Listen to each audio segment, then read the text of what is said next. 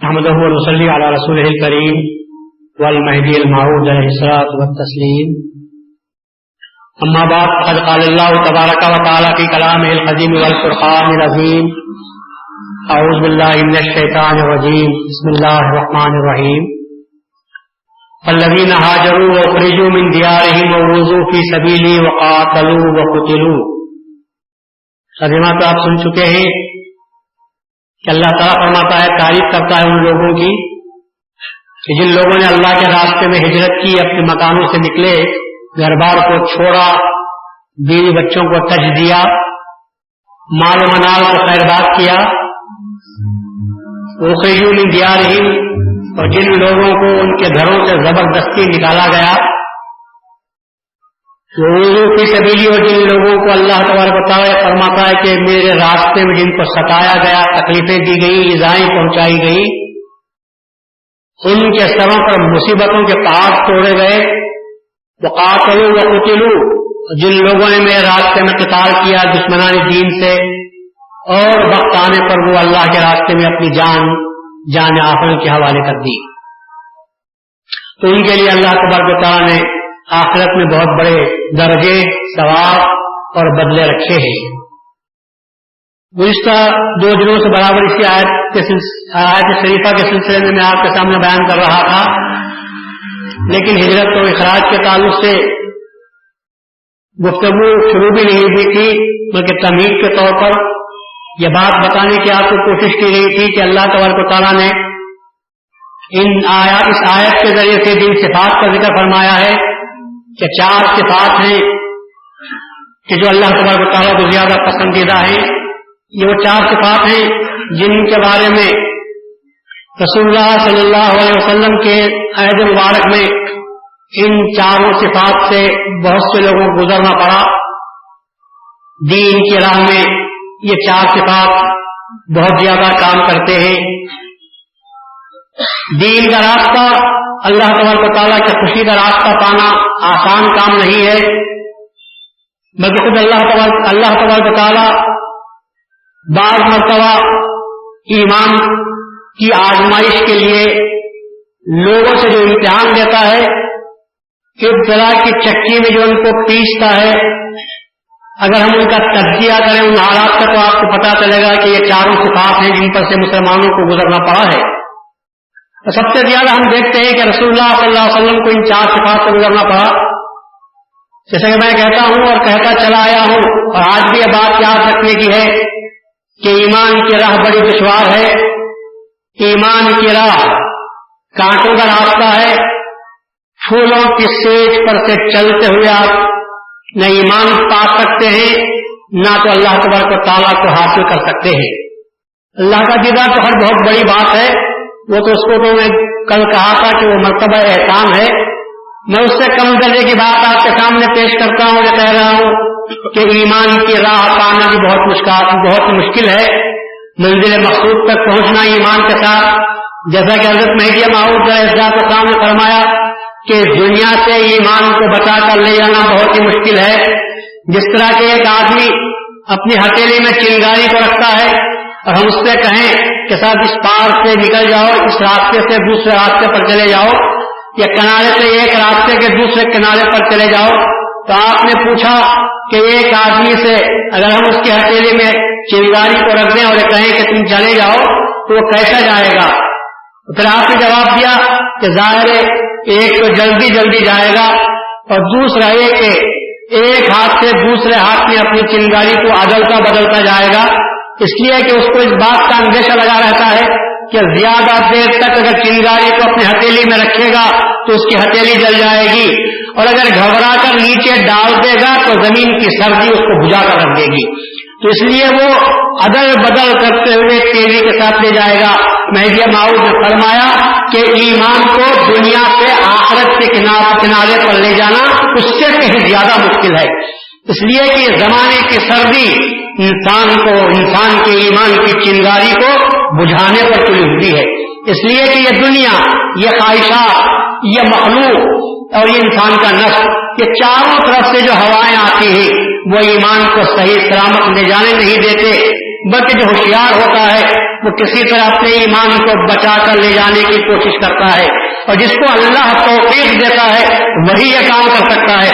ورنہ کتنے تو ایسے ہیں جو یا تو ہتھیلی کو جلا لیں گے یا ہتھیلی کو جلانے والے کم ملیں گے. بہت لوگ ایسے ملیں گے جو گھبرا کر ہتھیلی اپنے چنگاری کو ہتھیلی سے نیچے ڈال دیں گے. نتیجہ یہ ہوگا کہ دنیا میں بھی اندھیرا ہوگا اور آخرت میں بھی اندھیرا ہوگا. ایمان کی چنگاری جو مل جاتی ہے یہ صاحب نصیب لوگوں کو ملتی ہے، جو نیک بخت ہوتے ہیں، صاحب نصیبہ جو ہوتے ہیں ان لوگوں کو ہی اللہ تبارک و تعالیٰ ایمان دیتا ہے.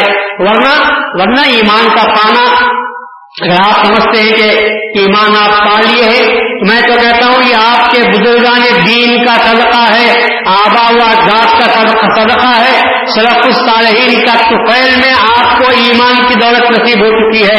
ورنہ ایمان کو پانے کے لیے لوگوں کو ہجرت کرنی پڑی تھی، لوگوں کو اخراج کی مصیبتیں برداشت کرنی پڑی تھی، لوگوں کو اللہ کے راستے میں قسم قسم کی تکلیفیں اٹھانی پڑی تھی، اور آخر کار ان کو میدان جنگ میں کھینچا گیا تھا.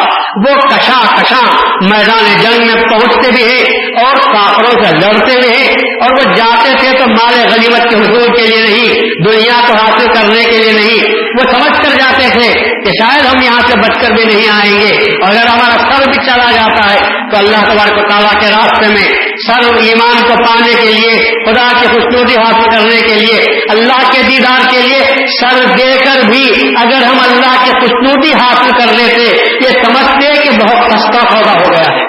حالانکہ یہ مصیبتوں کا جو چکر چلتا ہے یہ کچھ آسان بات نہیں ہے. اچھے لوگوں کے جگر پگھلا کر رکھ دیے جاتے ہیں. اس ماحول کو اگر ہم اپنے سامنے رکھیں تو پتا چلے گا. تو رسول اللہ صلی اللہ علیہ وسلم کی کیفیت آپ کے سامنے ہے کہ رسول اللہ صلی اللہ علیہ وسلم تو ایمان کا بانٹنے والا تھا، وہ تو ایمان کو تقسیم کرنے والا تھا. رسول اللہ کو تو ایمان پانے کی ضرورت نہیں تھی، اللہ کی جانب سے وحی آ رہی تھی، قرآن کا نزول ہو رہا تھا، اور رسول اللہ صلی اللہ علیہ وسلم تو ایمان کو اپنے ہاتھ میں لے کر تقسیم کرنے والے تھے، فیض کے بانٹنے والے تھے. مگر اللہ تبارک و تعالیٰ نے رسول اللہ صلی اللہ علیہ وسلم پر جو تکلیفیں ڈالی اور ان چاروں صفات پر سے جو گزارا، اس کا مقصد یہی تھا کہ جب ہم اپنے رسول کے ساتھ یہ سلوک کرتے ہیں تو تم کو بھی ان کا ساتھ دینا چاہیے. تم کس اقار و شمار کے ایمان کو پانا ہوگا تو ان منازل سے گزرنا ہوگا. کیوں گزارتا ہے اللہ تبارک و تعالیٰ؟ اس لیے گزارتا ہے کہ سستے داموں جو ایمان نصیب ہو جاتا ہے وہ ایمان ٹکنے والا نہیں ہوتا. جس ایمان کو آپ بہت ہی محنت مشقت کے ساتھ حاصل کرتے ہیں اس ایمان کی آپ کو قدر ہوتی ہے. جو شخص کل تک غریب تھا، محنت مزدوری کرتا تھا، سر پر اپنے بوجھ لاد کر پیسے کمایا کرتا تھا، جب وہ اس کو پیسہ کچھ ملتا ہے وہ مالدار ہوتا ہے تو آپ اس کو دیکھتے ہیں کہ وہ پیسے کی قدر کرتا ہے، اس لیے کہ اس کو معلوم ہے کہ میں جس مصیبت سے اوپر آیا ہوں وہ کتنی مصیبتیں مجھ پر پڑی، کتنا پسینہ میرا بہا، خون پسینہ مجھے ایک کرنا پڑا، اس کے بعد کئی 4 پیسے مجھے دیکھنے آئے ہیں. تو وہ کبھی بھی اسراف میں پیسہ خرچ نہ کرے گا. پیسہ خرچ کرے گا تو جگہ دیکھ کر پیسہ خرچ کرے گا. لیکن جن کو ماں باپ کے طفیل میں دولت مل جاتی ہے، آپ ان بچوں کو دیکھتے ہیں کہ وہ بہت ہی اسراف میں خرچ کرتے ہیں، پیسے کی قدر نہیں کرتے، اور نتیجہ یہ ہوتا ہے کہ بہت جلد ان کے ہاتھ خالی بھی ہو جاتے ہیں. انہوں نے جو خرچ کیا تھا اس لیے خرچ کیا تھا کہ پیسہ کیسے آتا ہے وہ ان کو معلوم نہیں تھا. ماں باپ کا انتقال ہوا، لاکھ روپے جائیداد جب مل جاتی ہے تو آدمی اتراتا رہتا ہے، ہر خواہش کو پوری کرنے کا خیال ہوتا ہے، 1 روپیے کی جگہ 2 روپیہ خرچ کرتا ہے. نتیجہ یہ ہوتا ہے کہ بہت جلد اس کے ہاتھ سے روپیہ نکل جاتا ہے. لیکن جو پیسہ ذات سے کماتا ہے، اس لیے کہتے ہیں آپ کمائی کی جتنی قدر ہوتی ہے باپ کمائی کی اتنی قدر نہیں ہوتی. آپ کمائی میں انسان کو احساس ہوتا ہے کہ میں نے یہ پیسہ کمایا ہے تو اس بات کو اسے پورا احساس ہوتا ہے. بچوں کو تاکید کرتا ہے کہ بھائی ذرا دیکھ کر ذرا سنبھل کر کوشش کرنا، کہیں ایسا نہ ہو کہ ہاتھ خالی ہو جائے گا. بیٹے کو چونکہ کمایا نہیں تو اس کو قدر بھی نہیں ہوا کرتی، لیکن باپ سمجھتا ہے اس بات کو کہ اس دنیا میں کیسے جینا ہے اور کیسے آدمی کو پیسے کمانا پڑتا ہے. یہ ادنا دنیا کی پیسہ کمانے کی جب یہ حالت ہے تو جو انسان کما سکتا ہے، اللہ تبارک و تعالیٰ کی دین ہے ایمان. اس کو حاصل کرنے کے لیے پیسے سے کہیں زیادہ قدر کرنی چاہیے, پیسے سے کہیں زیادہ اس کو احتیاط کرنی چاہیے. تھوڑی سی بھی آدمی سے غلطی ہو جاتی ہے, آدمی کا ایمان نکل جاتا ہے. زبان سے غلط بات نکالا, ایمان نکل گیا.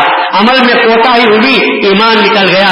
تو یہ ایمان کی حفاظت کے لیے بہت زیادہ انسان کو محنت کرنی پڑتی ہے. سب سے زیادہ اللہ تبارک و تعالیٰ سے ڈرنا پڑتا ہے. ورنہ کیا ضرورت تھی رسول اللہ صلی اللہ علیہ وسلم کو کہ رات کو رات کھڑے ہو کر عبادت کرنا کیا کرتے تھے؟ کیوں اللہ نے حکم دیا قم اللیل الا قلیلا نصفہ او انقص منہ قلیلا او زد علیہ ورتل القرآن ترتیلا. رسول اللہ کو تو قرآن نازل ہو رہا تھا, رسول اللہ تو پڑھ کر قرآن سناتے تھے, لیکن اللہ تبارک و تعالیٰ کا حکم ہے یا ایھا المزمل, اے کمبل اوڑھ کر سونے والے, اے کمبل اوڑھ کر سونے والے اٹھ اور رات کو سب بیداری کر, رات کو عبادت کیا کر. وہ رسول جو دن بھر تبلیغ میں رہا کرتا تھا, اس رسول کو رات سے بھی سونے نہیں دیا جاتا. چین کے ساتھ سوتے ہوئے رسول کو نیند میں سے اٹھایا جاتا ہے اور یہ کہا جاتا ہے قم اللیل الا قلیلا, رات کو اٹھو, رات کو پوری رات کر سکتے ہو تو کرو, تھوڑی رات اپنے لیے رکھنا چاہو آرام کے لیے, سونے کے لیے. لفظ آرام بھی استعمال نہیں کرتا, سونے کے لیے تھوڑی رات تھوڑی رات کو رکھ لو, باقی کی رات اللہ کی عبادت کرو. ابھی اور نصف ہو یا ایک آدھی رات بھی آپ اللہ کی عبادت کر سکتے ہیں. ابھی انقص منہ قلیلا, بار ہوتا ہے تو کچھ حصہ کم کر دو, ایک تہائی رات جاگو. اور زد علیہ یا اس پر اور زیادہ کرنا چاہو تو 2 تہائی رات اللہ تبارک و تعالیٰ کی محبت میں, اللہ کے عشق میں تم جاگا کرو اور قرآن کی کو ترتیل کے ساتھ پڑھا کرو. اللہ نے رسول اللہ صلی اللہ علیہ وسلم کو یہ حکم جو دیا ہے محض اس لیے دیا ہے تاکہ لوگ یہ سمجھیں کہ جب اللہ رسول کو یہ حکم دیتا ہے تو ہم کو اس سے زیادہ محنت کرنی چاہیے. وہ رسول جن کے بارے میں اللہ یہ کہتا ہے کہ قد غفر اللہ ما تقدم من ذنبک وما تأخر, اللہ نے تمہارے اگلے پیچھے سارے گناہ کا لفظ میں استعمال نہیں کرتا. اللہ تبارک و تعالیٰ ان تمام باتوں کو جو آپ کے شان کے خلاف تھے اور آپ نے ان کو کر دیا تو امت کی محبت و شفقت میں آپ ان کو کر لیتے ہیں, میں ان کو بھی معاف کر دیتا ہوں. ورنہ رسول سے گناہ کا تصور بھی ہو نہیں سکتا. رسول گناہ کہاں سے کر سکتے تھے؟ وہ رسول کو جس کو ہم معصوم مانتے ہیں, وہ رسول جن کو اللہ یہ کہتا ہے کہ ہم تم کو لوگوں سے بچاتے ہیں, ان سے گناہ کا سرزد بھی ان سے ہو نہیں سکتے, گناہ کا صدور بھی ان سے ہو نہیں سکتا, کیونکہ گناہ ان سے ہوتا ہے جہاں نفس ہوتا ہے, اور رسول کے پاس نفس نہیں تھا. رسول کے پاس لفظ نہیں تھا. وہی جس کو آپ کہتے ہیں, وہی کا نزول کب ہوتا ہے؟ جبکہ رسول بشریت میں نہیں رہتا, اس وقت میں اللہ کی جانب سے وہی آتی ہے. بشریت کا اس وقت خاتمہ ہو جاتا ہے, اسے کسی بات کا ہوش, اس دنیا کا اسے کوئی خیال تک اس کو باقی نہیں رہتا. جس بات سے اگر اس کو سمجھنا ہو تو مہدی موعود علیہ السلام کے اس نقل شریف کو آپ کو یاد کرنا ہوگا. اور نقل شریف میں مہدی موعود نے فرمایا ہے شریعت بعدس فنائے بشریت. ارے شریعت کب ملتی ہے؟ فنائیت بشر کی فنائیت کے بعد ملتی ہے. اور وہی کے عالم میں ہم دیکھتے ہیں کہ رسول اللہ صلی اللہ علیہ وسلم کو جو وہی نازل ہوا کرتی تھی, کیا آپ اس وقت میں بشریت کے تقاضے میں تھے؟ کیا اس وقت آپ بشر تھے؟ اس وقت میں کیا آپ کو کسی قسم کا بشریت کا تقاضا آپ کے پاس تھا؟ کیا آپ کے پاس نفس تھا؟ اگر نفس ہوتا تو جیسے کہ اس سے پہلے میں کہہ چکا ہوں کہ ایک چھوٹا بچہ جس کو ہم بسم اللہ کے نام پڑھانے والے کے نام بسم اللہ پڑھنے والے کے نام سے یاد کرتے ہیں, چھوٹے بچے بسم اللہ پڑھنے والے بچے کو جب مرشد کے سامنے بٹھایا جاتا ہے اور اس کو پڑھایا جاتا ہے تو بچے کو معلوم ہے, اس کو سمجھ ہے کہ کیا پڑھنا چاہیے اور کیا چھوڑنا چاہیے. جب بچہ ضد کرتا ہے تو وہ اس کو مرشد کہتے ہیں, اطراف اطناف میں بیٹھنے والے کہتے ہیں بیٹا پڑھو, بولو بسم اللہ. تو جب بچہ سنبھلتا ہے تو یہ سب باتوں کو چھوڑ دیتا ہے, بیٹا پڑھو بولو سب کو چھوڑتا ہے اور بسم اللہ پڑھنے لگتا ہے.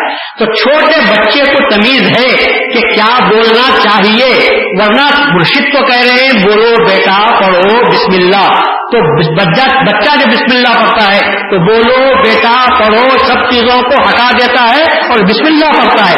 لیکن رسول پر جب اللہ قرآن کو نازل کرتا ہے تو اللہ کہتا ہے قل هو اللہ احد، تو رسول کہتے ہیں قل هو اللہ احد، بولو اللہ ایک ہے، تو رسول نے بھی کہا بولو اللہ ایک ہے۔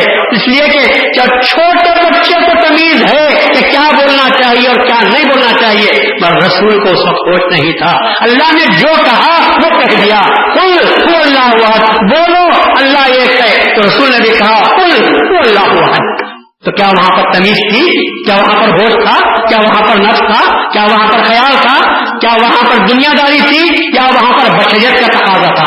سب تقاضے ختم ہو چکے تھے، جو حکم آیا رسول اللہ صلی اللہ علیہ وسلم نے انہی الفاظ کو دوہرا دیا۔ تو معلوم یہ ہوا کہ اس گتھی کو سلجھانے والا کون ہے؟ مہدی موعود علیہ السلام نے سمجھایا کہ شریعت بعد اصطلاح بشریت، کہ شریعت نازل بھی ہوئی ہے تو بشریت کے بعد نازل ہوئی ہے، قرآن نازل بھی ہوا ہے تو رسول اللہ صلی اللہ علیہ وسلم اس وقت میں بشریت میں آپ نہیں تھے۔ ایک اور روایت میں بات آئی ہے کہ حضرت رسول اللہ صلی اللہ علیہ وسلم نے ایک مرتبہ جب بی بی زینب جو آپ کی پھوپھی کی بیٹی تھی ان کا نکاح آپ نے اپنے چہیتے غلام سے جن کا نام زید تھا ان سے نکاح کر دیا تھا، سگی پھوپھی کی بیٹی اپنے غلام سے جن کا نام زید تھا نکاح کر دیا تھا۔ لوگ ان کو رسول اللہ صلی اللہ علیہ وسلم نے ان کو پہلے سے بچپن سے گود لے لیا تھا، پال لیا تھا، تو لوگ یہاں تک کہ ان کو زید ابن محمد کے نام سے پکارتے تھے اور رسول اللہ بھی ان کے ساتھ بیٹے کے ساتھ شروع کرتے تھے۔ وہ جب بڑے ہوئے تو بی بی زینب سے کہا کہ یہ غلام ہے تو کیا ہوا، مگر میں نے اس کو اپنے بیٹے کی طرح پالا ہے، اس نے بچپن میں اپنے ماں باپ کو چھوڑ کر میرے پاس ہی آیا ہے، رسول کی محبت میں اس نے اپنے ماں باپ کو تک چھوڑ دیا۔ رسول اللہ کے پاس یہ بچہ آ گیا تھا، لایا گیا تھا، رسول اللہ نے اس کو اپنا سمجھ کر پال لیا، اپنے پاس رکھا تھا۔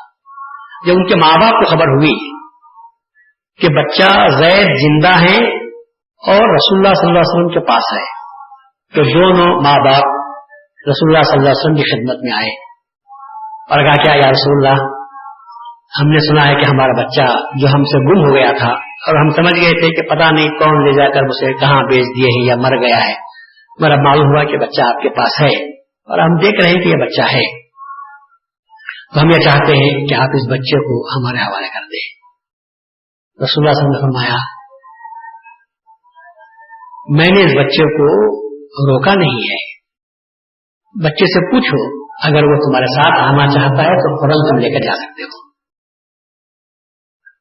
تو ماں باپ نے التجا کرتے ہوئے کہا بیٹا ہم تمہارے ماں باپ ہیں، چلو ہمارے ساتھ، ہمارا گھر ویران اور خالی پڑا ہوا ہے، ہم تمہاری یاد میں برسوں ترستے رہے، تڑپتے رہے، روتے رہے، اللہ تعالیٰ نے اپنے سے ملا دیا ہے، چلو ہمارے ساتھ۔ میں وہ بچہ ماں باپ کو دیکھنے کے باوجود رسول اللہ صلی اللہ علیہ وسلم کے قدموں کو پکڑ لیا اور کہا یا رسول اللہ آپ کے ماں باپ ہیں، میں آپ کے قدموں کو چھوڑ کر ان کے ساتھ جانے کے لیے تیار نہیں۔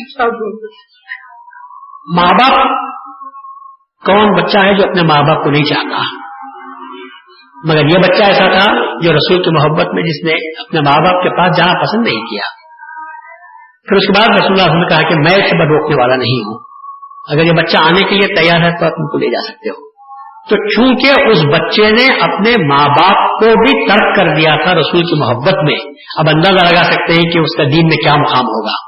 تو رسول اللہ صلی اللہ علیہ وسلم اس کی اس محبت کا صلہ دینے کے لیے اپنی سگی پھوپھی کی بیٹی سے اس کا نکاح کر دینا چاہا، تو آپ نے نکاح فرما دیا۔ بی بی زینب راضی نہیں تھی، وہ یہ کہہ رہے تھے کہ میں تو اشراف خاندان سے ہوں، قریش کے خاندان سے میرا تعلق ہے اور یہ غلام ہے اور میں اس کے ساتھ کیا شادی میں میری ان کے ساتھ ہو سکتی ہے، میں نکاح کر سکتی ہوں۔ رسول اللہ صلی اللہ علیہ وسلم نے سمجھایا تو خیر راضی ہو گئی، مگر اس کے بعد گھر میں جھگڑے چلتے رہتے تھے۔ جھگڑے کس بات کا تھا؟ بی بی زینب بار بار یہ کہا کرتی تھی کہ میں اعلیٰ خاندان کی ہوں، میں قریش کے خاندان کی ہوں، میرا نسب اعلیٰ ہے اور تم غلام ہو. تو وہ حاکمیت جاہلیت کے زمانے میں جو بات تھی نسب کی برتری وہ دکھاتی تھی اور حکومت کا انداز اختیار کرتی تھی. زید یہ کہتے تھے کہ تم جو بھی ہو لیکن اب تم میری بیوی ہو، اس لحاظ سے تم کو میرے ساتھ اچھا سلوک کرنا چاہیے. لیکن زینب چونکہ پہلے سے بھی راضی نہیں تھی اور بعد میں بھی وہ گفتگو اختلاف کرتا رہا. نتیجہ یہ ہوا کہ جب انبن زیادہ ہو گئی تو حضرت زید آتے ہیں ایک مرتبہ اور رسول اللہ صلی اللہ علیہ وسلم سے کہتے ہیں کہ یا رسول اللہ اب بات بہت آگے بڑھ چکی، پانی سر سے اوپر جا چکا ہے، اب ہمارا نباہ نہیں ہو سکتا، میں یہ چاہتا ہوں کہ ان کو طلاق دے دوں، چاہتا ہوں کہ ان کو طلاق دے دوں. اس سے پہلے ایک روایت آئی ہے، بہت ہی غور سے سننے کی ضرورت ہے. میں یہ بتانا چاہ رہا ہوں کہ رسول اللہ صلی اللہ علیہ وسلم کو قرآن کا جب نازل ہوتا تھا تو بشریت کا کوئی تقاضا آپ کے پاس نہیں ہوتا تھا. اس سے پہلے ایک روایت آئی ہے کہ رسول اللہ صلی اللہ علیہ وسلم ایک مرتبہ بی بی زینب کے گھر گئے. بی بی زینب اسی وقت حمام سے نہا دھو کر باہر نکلی تھی، بال کھلے ہوئے تھے، بہت ہی خوبصورت تھی. رسول اللہ صلی اللہ علیہ وسلم کی نظر ایک سیکنڈ کے لیے ٹکی اور کہا ماشاء اللہ، اتنا کہا، پھر فوراً آپ واپس پلٹ گئے. زید گھر کو آئے تو بی بی زینب نے یہ بات کہی کہ رسول اللہ آئے تھے اور مجھے دیکھا، میں باہر نکلی اچانک حمام سے، دیکھ کر اتنا کہا ماشاء اللہ یا سبحان اللہ اور چلے گئے. تو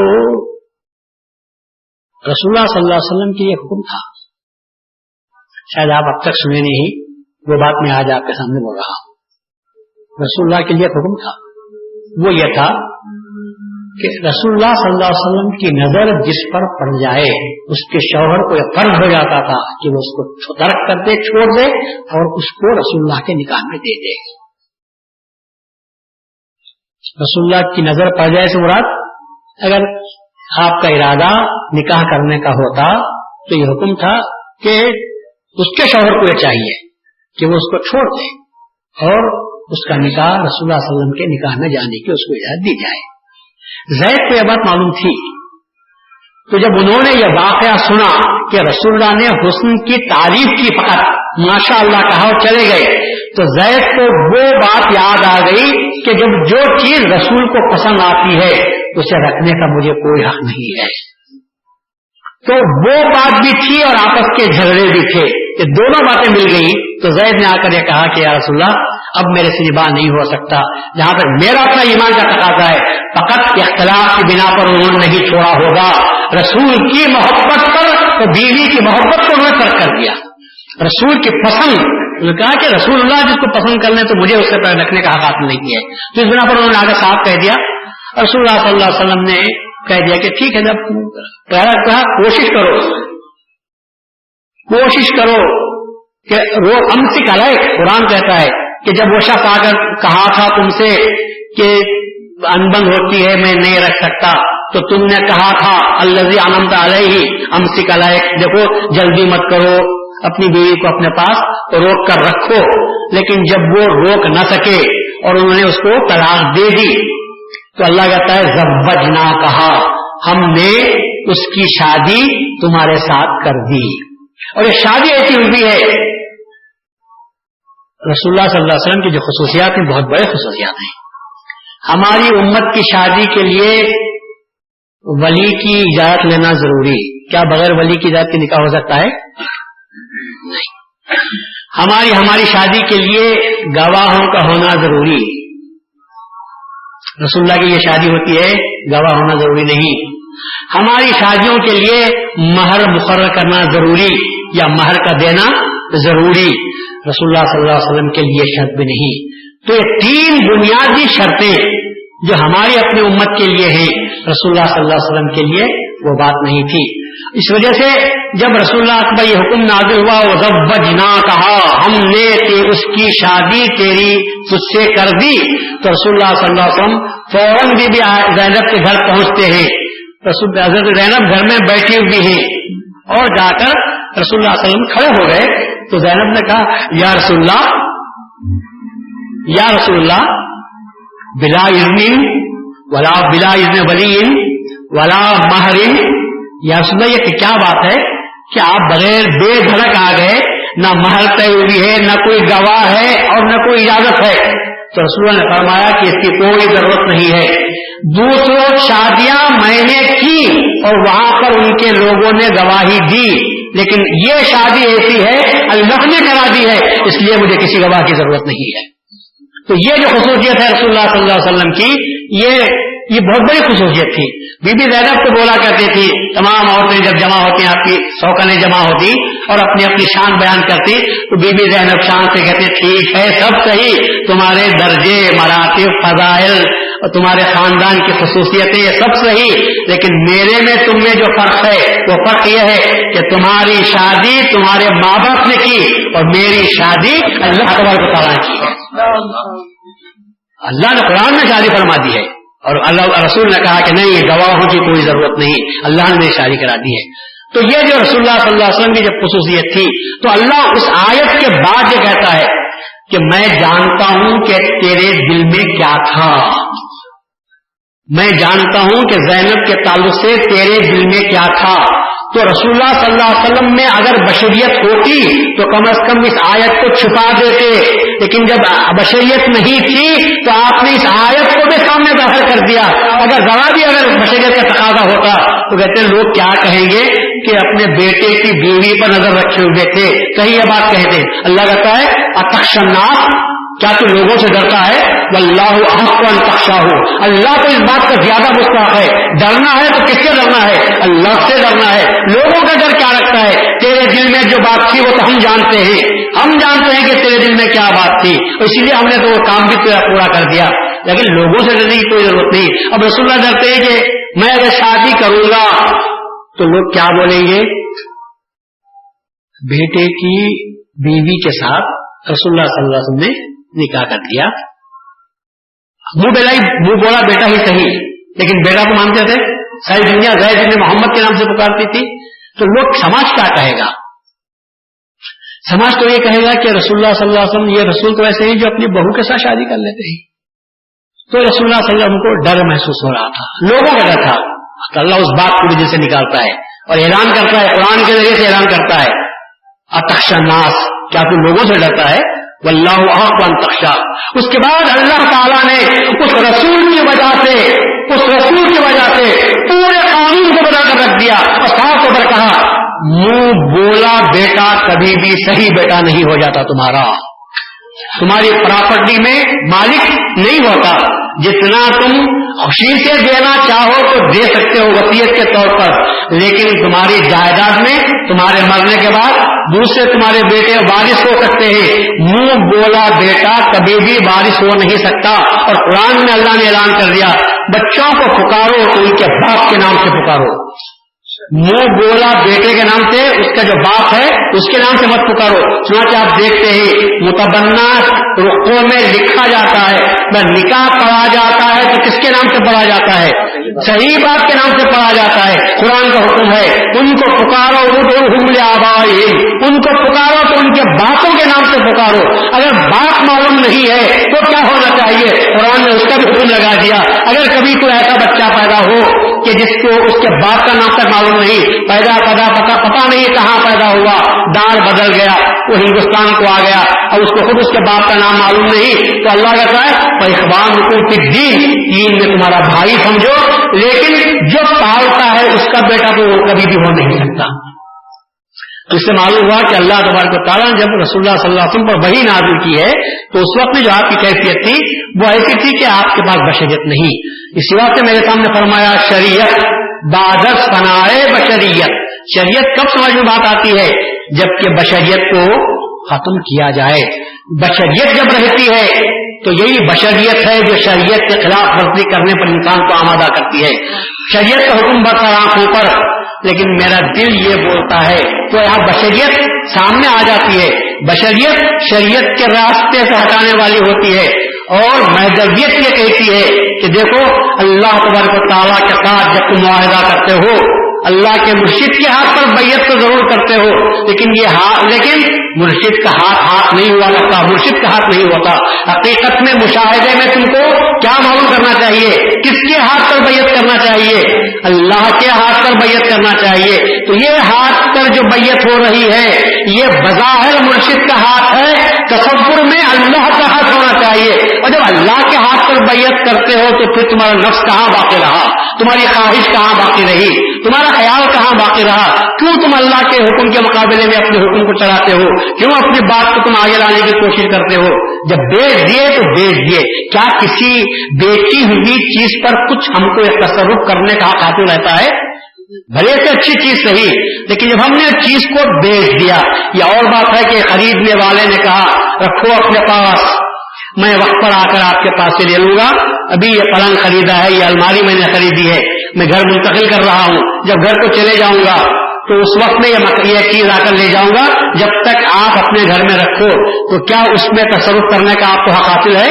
کیا آپ دوبارہ اس کو بیچ سکتے ہیں؟ کیا آپ اس کو استعمال کر سکتے ہیں؟ ہم تو صاف طور پر کہتے ہیں نہیں صاحب یہ بیچ دیا گیا ہے, اب اس کے بارے میں ہم کو تصرف کا حق نہیں. تو اللہ یہ کہتا ہے جب تم نے ایک معمولی بیپار کرتے وقت میں جب تم نے اپنی چیز کو بیچا اور خریدار کے حوالے کرنے کے لیے گئے بھی تھے لیکن وہ پھر وقت کے لیے اٹھانا پسند نہیں کیا اور کہا کہ رکھو میں اس بعد میں آپ کو لے لوں گا, تو آپ اس مطالبے کو پورا کرتے ہوئے اس کا حوالے کر دیتے ہیں.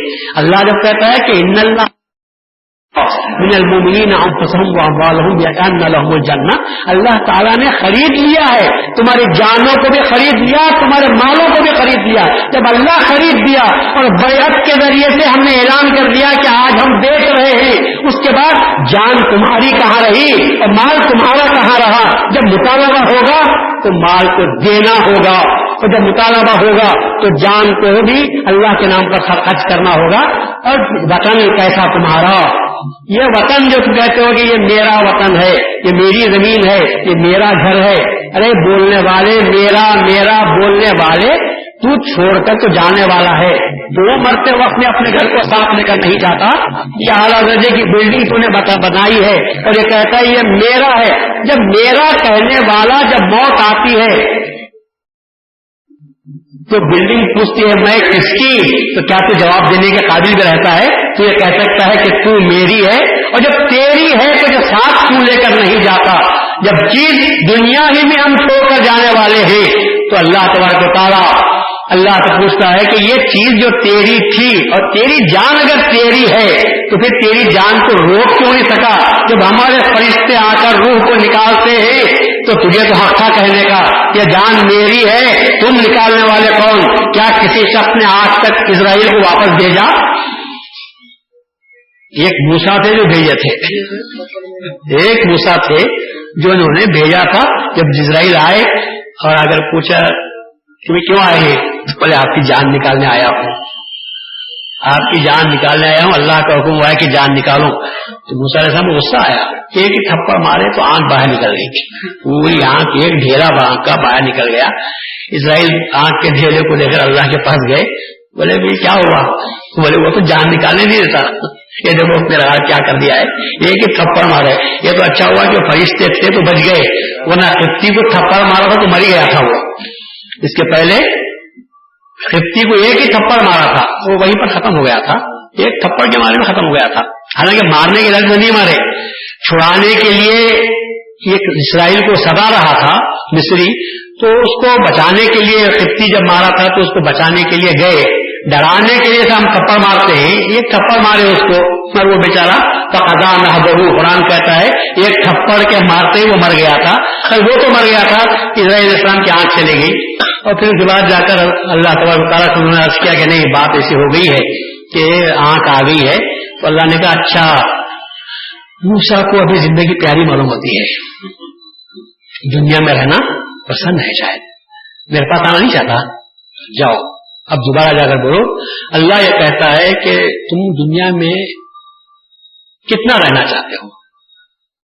اس کے بعد وہ ایک بکرے کو لے جاؤ, बकरे को ले जाकर बोलो कि उसकी पीठ पर हाथ रखना है, पीठ पर हाथ रखने के लिए कहो, और ये कहो कि इस मुट्ठी में जितने बाल आते हैं ये बाल के एवज में 1 साल तुमको दिया जाता है, एक बाल के एवज में 1 साल। अब बकरे की पीठ पर जो बालों से भरा हुआ हो, हम अपना हाथ मुट्ठा रखें तो कितने बाल आते हैं, पता नहीं कितने सैकड़ों बाल आ जाते होंगे। बोले हर बाल के एवज में 1 साल दिया जाता है, उतना जीना चाहे तो जीरो। फिर मूसा ने कहा उसके बाद क्या होगा? उसके बाद मरना तो यकीनी है, उसके बाद मरना तो यकीनी है। तो जब मूसा को समझ में आई वो बात आई, उन्होंने कहा जब मरना है तो अब क्यों ना मरूं, जब मरना ही है तो ना देर जी कर मरने से तो ये है कि अब वक्त आया है तो मर जाऊं। तो इस बात में बात हुई थी। तो क्या बोल रहा था मैं, क्या बोल रहा था, कहां से बोलते निकलते निकलते मैं दूर चला गया। मूसा का वाकया जो दरमियान में आ गया, क्यों बोला था भाई, जरा जरा जरा खिसक रहा है, उम्र 70-71 साल की हो गई है, जरा जा रहा हूँ। माल जान सब अल्लाह की है, देने के लिए इंसान राजी को हमेशा राजी होना चाहिए। तो अल्लाह तबारक व तआला के हाथ जब हम बैयत करके बेच देते हैं तो याद रखो महदवी तो हर महदवी बैयत तो होता है, मगर वो बैयत के माने रस्म गुजारने के बैयत के माने नहीं होते। जरा समझो उस बैयत के माने अल्लाह तबारक व तआला के हाथ बेचते हैं, अल्लाह ने खरीदा, हम अपनी तरफ से बैयत का ऐलान करते हैं। लोग ये कहते हैं आपसे कि साहब क्या बैयत का होना जरूरी है, खुसूसन वो लोग जो चंद जमातें रखते हैं अपने पास, महदवियत से भटकाने के लिए आते हैं, तलाश करते हैं और जो कहते हैं। अभी हाल ही में एक पर्चा भी अंग्रेजी में निकला है, उसमें कहा गया है कि मुर्शिदीन की बात को हमारे पास हम मानते हैं, क्या मुर्शिदों की बात को मानना चाहिए। इस किस्म का अंग्रेजी में पर्चा निकला है, इसी महीने में या इसी हफ्ते में निकला है। तो उसमें यह बात कही गई है कि हम मुर्शिदीन को ऐसे हम महदवी कहते हैं या महदवियों के नाम से कोई लिखा है, वो कहता है कि हम मुर्शिदीन की बात को मानते हैं और वो जो कहते हैं हम उसको मानते हैं, तस्लीम करते हैं। तो उसने बात को मानो, इसमें हमको कोई एतराज नहीं है। लेकिन सवाल ये होना चाहिए कि क्या वो मुर्शिदीन जो आपको हुक्म करते हैं वो अल्लाह और उसके रसूल के हुक्म के तहत हुक्म करते हैं? अगर अल्लाह और उसके रसूल को छोड़कर किसी और सोर्स को पकड़कर वो आपको हुक्म देते हैं तो आपको उसका हुक्म नहीं मानना चाहिए। बालफा दीगर महदी मऊद अलैहिस्सलाम क्या हुक्म अगर सुनाते हैं तो उनके हुक्म को नहीं मानना चाहिए। अल्लाह रसूल कहे तो यही सबसे बड़े सोर्सेस हैं। ये 2 सोर्स ऐसे हैं कि इनकी बात को माना जा सकता है, इनके सिवा अगर कोई सोर्स है तो फिर ऐसी सूरत में उसको नहीं मानना चाहिए। तो इस बराबर कहते हैं। और हम ये कहते हैं कि हमारे जो मुशीरीन किराम हैं क्या वो अल्लाह और रसूल को उसके हुक्म को छोड़कर बात बयान करने के लिए तैयार हैं? और सबसे बढ़कर महदी मऊद अलैहिस्सलाम, अरे हमारा ईमान और एतकाद तो यही है और यही रखना चाहिए कि महदी मऊद का हर कौल, महदी मऊद का हर फेल, महदी मऊद का हर हाल अल्लाह की किताब और रसूलुल्लाह सल्लल्लाहु अलैहि वसल्लम के मुताबिक है। इतना मुताबिक है कि दोनों में जुदाई का तस्वुर भी नहीं किया जा सकता। अगर कोई जुदा समझता है तो महदी नहीं हो सकता। अगर महदी को रसूल से या महदी को कुरान से जुदा समझता है तो कहते हैं कि जिस तरह मैं हाथ मिलाकर बात कर रहा हूं कि ये हाथ और ये हाथ मिल गया, तो आपने कौन कह सकता है कि दोनों हाथों में फर्क है? जिस तरह ये दोनों मिल जाते हैं तो एक ही कहलाते हैं। इसी तरह रसूल और महदी, इसी तरह महदी और कुरान, ये दोनों भी एक ही है। महदी का कोई फरमान, महदी मऊद अलैहिस्सलाम का कोई कौल हो या फेल हो, कुरान से हटा हुआ नहीं, रसूल के अमल से, मैं रसूल की हदीस में नहीं कहता, मैं हदीस का नाम इस्तेमाल नहीं करता, मैं क्या कह रहा हूं, मैं रसूल के अमल से महदी का कोई अमल हटकर नहीं है। अगर कोई जुदा करता है तो हम उसको महदी के नाम से हम उसको याद नहीं कर सकते। दोनों यकसा हैं, बराबर हैं, इसमें किसी किस्म का किसी को शक पैदा हो नहीं सकता। चुनांचे खुद रसूलुल्लाह सल्लल्लाहु अलैहि वसल्लम ने यह बात कही है, ऊशिकु अन उदा फउजीबु, ऐ लोगों वक्त करीब आ चुका है कि करीब में मुझे बुलावा आने वाला है और मैं उस बुलावे की दावत को उस बुलावे को मैं कबूल करने वाला हूं। उससे मुराद अल्लाह के पास से मेरा आखिरी वक्त आने वाला है, बुलावा आने वाला है। और جب بلاوا آئے گا تو میں اس کو لبیک کہوں گا، جانے والا ہوں. تو ضمناً سوال پیدا ہوتا ہے، آپ کو جو ہوتا ہے آپ رہتے ہوئے تو آپ بھی وہی پوچھتے جو صحابہ نے کہا تھا، ہمارا کیا؟ آپ ہیں، ہم کو ایمان مل رہا ہے، آپ ہیں، ہم کو قرآن مل رہا ہے، آپ ہیں، ہم کو صحیح راستہ بتا دیتے ہیں، آپ چلے جائیں گے اپنے اللہ کو بلاوے پر، آپ چلے جائیں گے تو ہمارا کیا ہم گمراہ نہیں ہو جائیں گے؟ کون ہم کو راستے پر لگائے گا؟ ہم کس سے مسائل پوچھیں گے؟ کہاں سے ہم کو نور ملے گا جو ہم کو کفر و ظلمت سے دور کرتا ہے، جو ہم کو اندھیروں سے نکالتا ہے، جو ہم کو گمراہیوں سے بچاتا ہے، جو ہم کو گناہوں سے دور کرتا ہے؟ تو ہمارا کیا ہوگا؟ تو رسول اللہ صلی اللہ علیہ وسلم نے اس کا جواب دیا اور فرمایا انی ترکت فیکم ثقلین، میں تم میں دو بھاری چیزیں چھوڑ کر جا رہا ہوں، کتاب اللہ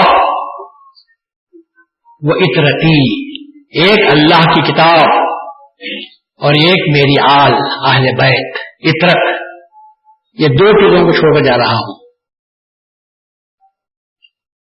لن تزلوا، تم اس وقت تک گمراہ نہ ہوگے، ان استمسکتم بہا، جب تم اس کو مضبوطی کے ساتھ پکڑے رہو گے. کسے؟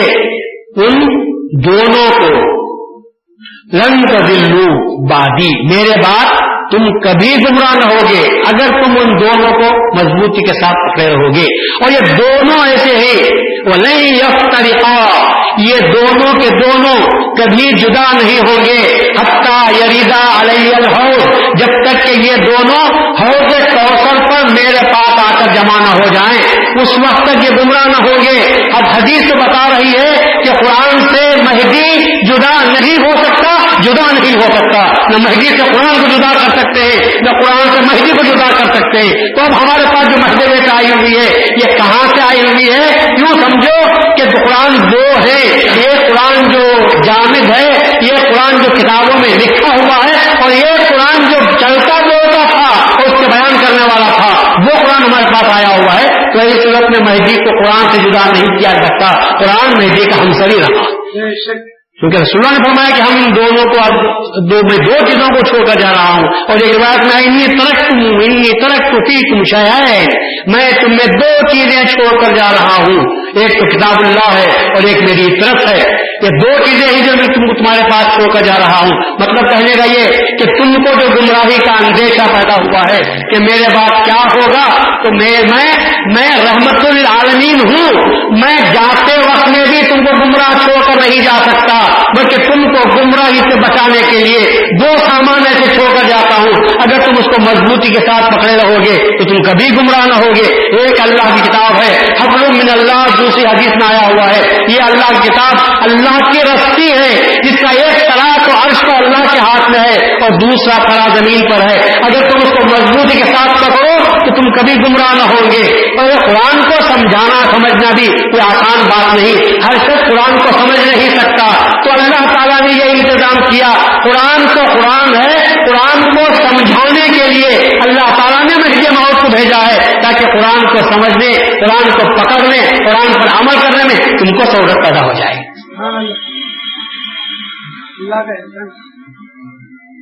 تو اللہ نے تو ہمارے ایمان کی حفاظت کے لیے کتنا کام نہیں کیا. اللہ تبارک و تعالیٰ نے ایسے اپنے بندوں کو بچانے کے لیے، گمراہی سے بچانے کے لیے اللہ نے کیا کام نہیں کیا؟ اللہ نے بہت بڑا کام کیا.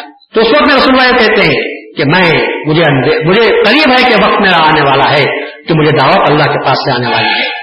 رسول کو تو پہلے ہی معلوم ہو چکا تھا، اس بنا پر رسول اللہ صلی اللہ علیہ وسلم نے لوگوں کو اطلاع دے دی تھی. اور اب یہ کہتے کہا جاتا ہے یا کہا جا رہا ہے کہ سب یہ مہدی جو ہے یہ الگ ہے، قرآن اور رسول کو ہم ایمان لاتے ہیں، اور رسول اللہ کے آنے کے بعد یا قرآن ہمارے لیے کافی ہے، اب قرآن کے بعد ہم کو ہدایت کا اور کوئی ذریعہ نہیں چاہیے.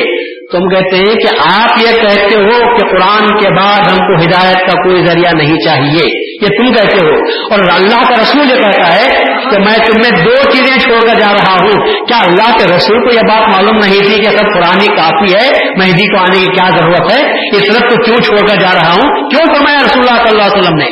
اسی لیے فرمایا کہ بھٹکنے والے قرآن سے ہی بھٹکے ہیں. کہ جتنے فرقے پیدا ہو گئے کہاں سے نکلے ہیں یہ فرقے جتنے پیدا ہو گئے کہاں سے نکلے ہیں؟ یہ سب قرآن سے فرقے نکلے ہیں. قادیانی فرقہ نکلا نعوذ باللہ، اللہ تعالیٰ ہم کو اس سے بچائے. یہ فرقہ نکلا تو اسی قرآن کے ذریعے سے نکلا. شیعہ فرقہ نکلا تو قرآن سے نکلا. معتزلہ فرقہ نکلا تو قرآن سے نکلا. باطنیہ فرقہ نکلا تو قرآن سے نکلا. جتنے فرقے آپ اس وقت موجود ہیں ان کے پاس آپ جا کر پوچھو کہ صاحب تمہاری دلیل کیا ہے. میں آپ کو یقین دلا رہا ہوں کہ وہ اپنی دلیل میں پیش کرتے ہیں تو قرآن کی آیتوں کو پیش کرتے ہیں اور یہ کہتے ہیں کہ قرآن کی یہ آیت کی دلیل یہی قرآن کی آیتیں ہیں. تو قرآن اللہ تعالیٰ اسی لیے کہتا ہے یضل بہ کثیر سے اللہ تعالیٰ بہت سے لوگوں کو گمراہ بھی کر دیتا ہے اور بہت سے لوگوں کو ہدایت بھی دیتا ہے تو اسی قرآن کے ذریعے سے دیتا ہے. تو بھٹکنے والے جو بھٹکے تو کس سے بھٹکے ہیں؟ قرآن کو ہی بنیاد بنایا. میں اتنا ہے کہ اوندھی سمجھ تھی بجائے اس کے کہ قرآن کے تابع ہو جائیں لوگ قرآن کو اپنا تابع کرنے کی کوشش کرتے ہیں. یہی سب سے بڑی گمراہی ہو چکی ہے. جب قرآن کو اپنے مطلب کے لیے استعمال کرنے لگے. کانسٹیٹیوشن ہندوستان کا ایک ہی ہے. ہندوستان کا کانسٹیٹیوشن ایک ہی ہے. پینل کوڈ کرمنل کیسوں کا وہ ایک ہی ہے. اور آپ دیکھتے ہیں کہ پروسیکیوٹر جو ہوتا ہے وہ تو حکومت کی طرف سے برابر کیس لڑتا ہے لیکن اس سے بھاری نکلتا کون ہے؟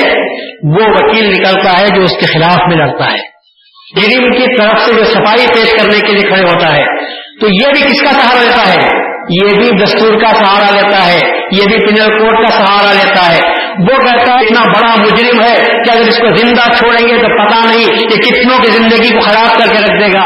یہ پروسیکیوٹر کہتا ہے، حکومت سے مطالبہ کرتا ہے، میں انصاف سے تقاضا کرتا ہوں، مطالبہ کرتا ہوں کہ اس کو سخت سے سخت ترین سزا دی جائے تاکہ یہ اپنے فیصلے کردار کو پہنچ جائے اور دیکھنے والوں کو عبرت مفاصل ہو جائے، وہ کبھی ایسی گھنونا جرم نہ کر سکے. اور اس کے مقابلے میں جو صفائی کا وکیل ہوتا ہے وہ دفعہ پڑھ کر سناتا ہے اور وہ بھی اسی کانسٹیٹیوشن کو پیش کرتا ہے اور یہ کہتا ہے کہ میرا موکل یہ معصوم ہے، یہ ملزم نہیں ہے، بلکہ حالات کچھ ایسے پیدا ہوئے کہ یہ اپنی مدافعت میں اس کو مارنا پڑا ہے، یہ مجرم نہیں ہے. تو یہ جو کیس کانسٹیٹیوشن ایک ہی ہے، پینل کوڈ ایک ہی ہے، مگر لڑنے والے وکیل مختلف ہیں. یہ اپنے مقدمے کو پیش کرتا ہے اور یہ اپنے مقدمے کو پیش کرتا ہے. یہی حال قرآن کا ہے. اللہ کا کلام تو صحیح ہے لیکن لڑنے والے حق پر چلنے والے حق کو پیش کرتے ہیں اور باطل پر چلنے والے اسی قرآن کو لے کر کہتے ہیں کہ قرآن کا مطلب یہ ہے، آپ جو کہہ رہے ہیں وہ نہیں ہے، ہم جو کہہ رہے ہیں وہ ہے مطلب. اس وجہ سے وہ کیس کو جیتنے کی کوشش کرتے ہیں اور جھوٹا جو ہوتا ہے وہ نردوش ثابت ہوتا ہے، معصوم نکل کر ہنستا ہوا باہر نکلتا ہے. کیا کر دیا تم میرا، یہ دیکھو میں کیس جیت کر باہر آ گیا ہوں، حالانکہ وہ جانتا ہے کہ اس نے حقیقی جرم کیا تھا. تو ایسے لوگ بھی ہوتے ہیں، حق والے رہ جاتے ہیں بعض وقت اور باطل والے آگے بڑھنے کی کوشش کر لیتے ہیں. کس کے ذریعے سے؟ اسی قرآن کے ذریعے سے. اسی لیے کیونکہ قرآن کی مختلف تعویلات کی جانے لگی تھی، قرآن کا منشا وہ بیان کیا جانے لگا تھا جو قرآن میں نہیں تھا. تو اللہ تعالیٰ نے حضرت مہدی موعود علیہ السلام کو دنیا میں مبعوث فرمایا تاکہ اللہ کی جو مراد ہے وہ بیان کرے. یہ جو مختلف کانسٹیٹیوشن کے پڑھنے والے پر جو پیش کرتے ہیں کہ سب کانسٹیٹیوشن کا یہ دفعہ کا یہ ورژن ہے، اس کا یہ مطلب ہے، تو اس کے بعد کانسٹیٹیوشن بنانے والے کا مطلب کیا ہے؟ اللہ نے کہا تو اس تفسیروں کو لکھ کر میرے منشا کو حرف مت کر دیا. اب ضرورت اس بات کی ہے کہ میں کیا بول رہا ہوں اس کو میں خود اپنی زبان سے بولوں اور اپنی زبان سے بولنے کے لیے قرآن کو نازل کرنے کے لیے اللہ تعالیٰ نے محمد کو پیدا کیا اور قرآن کے مراد بیان کرنے کے لیے اللہ تعالیٰ نے محمد ہی کو پیدا کیا. کیونکہ اللہ کو وہ نام اتنا پیارا تھا. اب کہا کہ مہدی کو بھی پیدا کروں گا تو کس نام سے پیدا کروں گا؟ محمد کے نام سے پیدا کروں گا، کیونکہ اس سے اچھا نام نہیں، اس سے افضل تو ہو نہیں سکتا کوئی بھی، اور اس نام سے پیارا نام نہیں. تو حضرت مہدی موعود کا اصل جو نام ہے وہ سید محمد ہی ہے. تو اللہ نے اسی محمد کو پیدا کیا اور محمد کے ذریعے سے ہی البتہ رسول اللہ نے اس کا لقب مہدی دیا. اب جو لوگ پوچھتے ہیں کہ سر قرآن میں مہدی کا نام کہاں ہے، تو آسان جواب یہی ہے کہ قرآن میں اگر مہدی کا نام دیکھنا چاہتے ہو تو مہدی موعود نے اس کا جواب دے دیا، ہر جاؤ کہ ذکر محمد جاؤ ذکر بندہ، جہاں جہاں محمد کا نام ہے وہاں بندے کا بھی نام ہے، اس لیے کہ ان کا نام بھی محمد تھا اور میرا نام بھی محمد ہے۔ اب رہا مہدی کا لفظ ہے تو مہدی کا لفظ رسول اللہ کا دیا ہوا لقب ہے۔ اب رسول کی زبان سے دیا ہوا لقب اگر آپ کو ڈھونڈنا ہے تو کہاں ڈھونڈنا ہوگا؟ رسول اللہ کی حدیث میں بات رسول کی قرآن میں جا کر ڈھونڈیں گے تو تم سے بغیر بیوقوف کون ہوگا؟ اللہ کے کلام میں آپ کو ڈھونڈو اور رسول کے کلام میں رسول کے کلام کو ڈھونڈو۔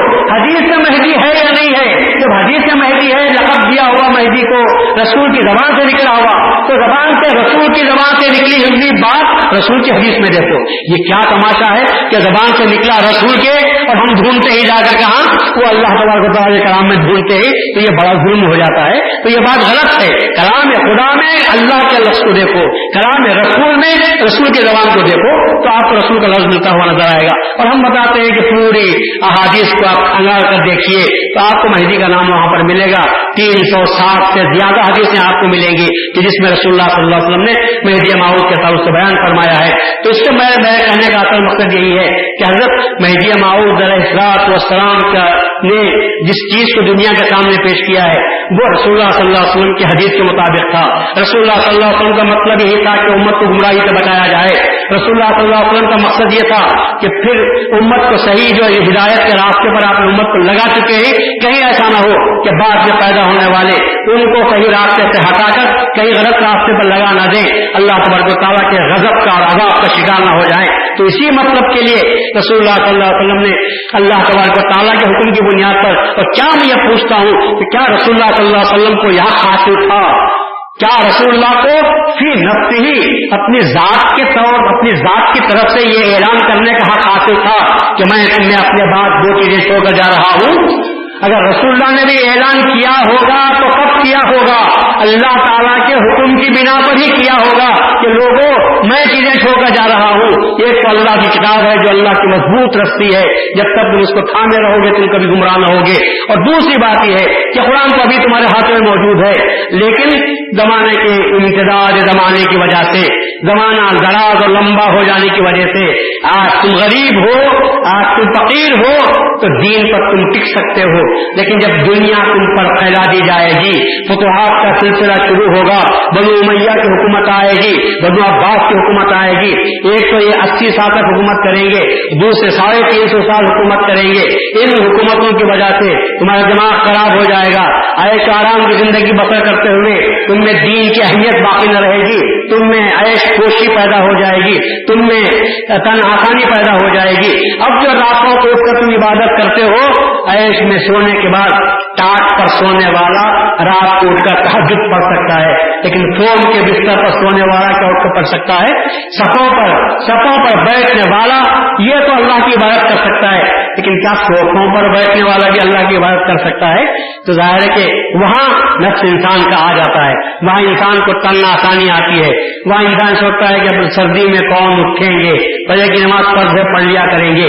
تو ایسے وقت میں اللہ تبارک و تعالیٰ نے رسول اللہ صلی اللہ علیہ وسلم کی زبان سے ہی امت کو ہلاکت سے بچانے کے لیے، جس کو میں کہتا ہوں کہ تم کبھی گمراہ نہ ہوں گے، اس کا دوسرا ترجمہ یہ ہے کہ تم کبھی ہلاک نہ ہوں گے، اور ہلاکت سے بچانے کے لیے اللہ تعالیٰ نے کس کا وعدہ کیا تھا؟ حضرت مہدی موعود علیہ السلام کا وسط امت میں لانے کا وعدہ کیا تھا۔ تو میں مہدویوں کو خوشخبری دیتا ہوں، مہدویوں کو مبارکباد دیتا ہوں کہ آپ جس مذہب و ملت کے ماننے والے ہیں، اس کے تعلق سے نہ تو آپ کے دل میں کسی قسم کا شک و شبہ پیدا ہونا چاہیے، نہ کوئی برگلانے والا آپ کو برگلائے تو اس کے برگلانے میں آپ کو آنا چاہیے، بلکہ ہم کو یہ بات اپنے دل میں طے کر لینی چاہیے کہ ہم صحیح مذہب رکھتے ہیں، ٹھوس مذہب رکھتے ہیں، ٹھوس بنیادوں پر ہمارا مذہب ہے، اور سب سے بڑی جو بنیاد ہے وہ کتاب اللہ اور اسرت اتباع محمد رسول اللہ، یہ ہماری اصل بنیاد ہے۔ اسی بنیاد کو دنیا کے سامنے پیش کرنے کے لیے اللہ تعالیٰ نے حضرت مہدی موعود علیہ السلام کو خلیفۃ اللہ کی حیثیت سے دنیا میں مبعوث فرمایا ہے، اور ہم اللہ کا فضل ہے کہ ہم نے تو کوشش نہیں کی، نہ ہم نے حدیثوں کو پڑھا، نہ ہم نے قرآن کو پڑھا، نہ ہم نے مہدی کو دیکھا، نہ ہم کو تکلیفیں آئی، کہاں سے تکلیفیں آئیں گی؟ وہ آیت تو رہی، انشاءاللہ کل بیان کروں گا کہ فالذین ہاجروا، جن لوگوں نے ایمان کو پانے کے لیے ہجرت کی تھی، جن لوگوں کو اپنے گھروں سے نکالا گیا تھا، وہ سب نکلنے کے لیے تیار تھے، ماں کو، باپ کو، بھائی کو، بہن کو، بیوی کو، بچوں کو، مال کو، منال کو، یہ سب کو چھوڑنے کے لیے، یہ سب سے اپنے آپ کو نکالنے کے لیے تیار، مگر دل سے ایمان کو نکالنے کے لیے تیار نہیں تھے، خیر انشاءاللہ کل کی مجلس میں آپ کے سامنے بات کو بیان کروں گا. وقت تو برابر 1 گھنٹہ ہو چکا ہے. انشاءاللہ کل آپ آئیے، ذرا وقت پر آنے کی کوشش کرو، دیر زیادہ ہو رہی ہے، ذرا جلدی آ گئے. 10:30 سے ہم شروع کر دیں گے تو میں سمجھتا ہوں کہ 11:30 تک بھی ختم کر سکتے ہیں. اور اللہ سے دعا کرتا ہوں کہ باری تعالیٰ حضرت ہمارے بزرگوں کا، آبا و اجداد کا صدقہ ہے کہ ہم کو دین مہدی ملا، مہدی موعود کی تصدیق کا شرف حاصل ہوا ہے. یہ وہ شرف ہے کہ جس کو اللہ جس کو دینا چاہتا ہے اسی کو دیتا ہے. یہ ہم کو خوش قسمتی سے مل گیا ہے. اب ہماری یہ ذمہ داری ہے کہ ہم اس کو مضبوط پکڑے رہیں، اور اس کے تعلق سے غیر کو کیا شبہ کرتے ہیں تو ہم اس کا جواب دیں گے، لیکن ہمارے ہی دلوں میں کبھی بھی شک و شبہ پیدا ہونے نہ پائے. اگر کوئی شک و شبہ پیدا کرتا ہے تو اس کو اتنا جواب دے دے کہ ہم جو مذہب پر ہیں، جو ملت پر ہیں، وہ صحیح ہے، یقینی بنیادوں پر ہے، کتاب و سنت ہماری بنیاد ہے. اللہ تبارک و تعالی ہم سب کو ایمان پر باقی رکھے. وآخر دعوانا الحمدللہ رب العالمین.